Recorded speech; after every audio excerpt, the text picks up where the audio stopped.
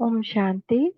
जो आत्मा स्वयं को, परमात्मा को और सृष्टि चक्र के आदि मध्य अंत को जान के राज को जानकर परमात्मा के प्रति अटूट श्रद्धा भावना रखकर परिवार में रहते हुए परमात्मा की मधुर याद में रहना, उनकी श्रीमत का पालन करना, उसको परमात्मा की मदद अवश्य मिलती है और उसका जीवन सदा सुखमय होता है। परमात्मा उसके सारे कार्य सिद्ध करता है, अर्थात उसके सारे कार्य स्वतः सिद्ध होते हैं। राजयोग अर्थात साक्षी होकर इस विश्व नाटक में पाठ बजाना और ट्रस्टी बनकर कर्म करना ही राजयोग है। इसको बड़ा बड़ा चिपका लेना चाहिए कि साक्षी होकर इस विश्व नाटक में पाठ बजाना और ट्रस्टी बनकर कर्म करना ही राजयोग।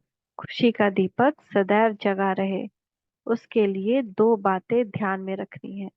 एक, ज्ञान का घृत और दूसरा योग की बत्ती। अगर ये दोनों बातें ठीक है तो खुशी का दीपक अविनाशी रहेगा, कभी बुझेगा नहीं। अव्यक्त बाप दादा 23 जनवरी 1970। योग बल और ज्ञान बल दोनों इकट्ठा होता है। अभी ज्ञान बल से सर्विस हो रही है, योग बल गुप्त है, लेकिन जितना जितना ज्ञान बल और योग बल दोनों में समानता लाएंगे उतनी उतनी सफलता होगी। अव्यक्त बाप दादा 23 जनवरी 1970। कर्म के वश होकर चलने वाले कर्म भोगी, जो कर्म भोग के वश हो जाते हैं, अर्थात कर्म के भोग भोगने में अच्छे या बुरे कर्म के वशीभूत हो जाते हैं, यह राजाओं का राजा बनने का योग है। आप सभी राजयोगी हो या भविष्य राजाई में प्राप्त करनी है, अभी संगम युग में भी राजा हो या सिर्फ भविष्य में बनने वाले हो। जो संगम युग में राज्य पद नहीं पा सकते वे भविष्य में क्या पा सकते हैं।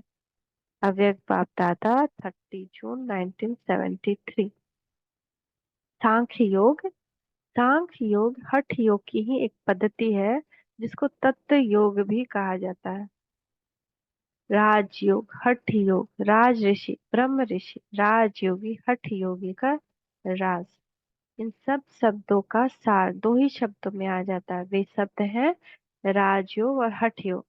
ये सब शब्द इन दो शब्दों के ही पर्यायवाची हैं। इसको कहा जाता है राजा बनने की पढ़ाई। राजयोग है ना, राजाई प्राप्त करने के लिए बाप से योग, और कोई मनुष्य यह राजयोग सिखला ना सके। परमात्मा तुम आत्माओं को राजयोग सिखलाते हैं, फिर तुम औरों को सिखलाते हो। साकार बाबा 10 नवंबर 2004 रिवाइज्ड। अभी ऐसा अभ्यास करो कि बुद्धि को जहां लगाना चाहे वहां स्थित हो जाए, संकल्प की ओर स्थित हो गए। यह रूहानी ड्रिल सदा बुद्धि द्वारा करते रहो। इसको कहा जाता है संकल्प शक्ति को कंट्रोल करना। वे हठयोगी हठ से करते हैं और आप अधिकार से करते हो।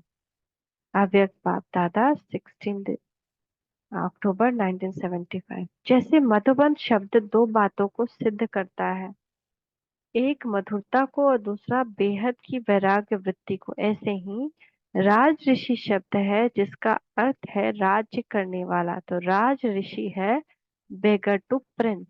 जितना ही अधिकार उतना ही सर्व त्याग। सर्व त्यागी अर्थात समय के ऊपर, संकल्प के ऊपर, स्वभाव और संस्कार के ऊपर अधिकार प्राप्त करने वाले। अव्यक्त बाप दादा 29 जनवरी 1975। कल जानते हैं राज और हठयोग दोनों की समानताएं, असमानताओं का राज, रूहानी ड्रिल का राज और अभ्यास। क्यों करना चाहिए रूहानी ड्रिल। पहले आज तो हम बाबा की बात मानकर पूरे दिन कोई ना कोई रूहानी ड्रिल करते रहे। जैसे सिपाही वार में होता है तो उसको बहुत ड्रिल कराया जाता है तैयार करने के लिए, वार के लिए। ऐसे ही आखिरी लड़ाई जो आनी है, आखिरी सिचुएशन जो आना है, उसके लिए भी हमको बहुत ड्रिल की आवश्यकता है, ताकि मन बुद्धि से आत्मा तैयार हो जाए उस सिचुएशन को फेस करने के लिए। ओम शांति।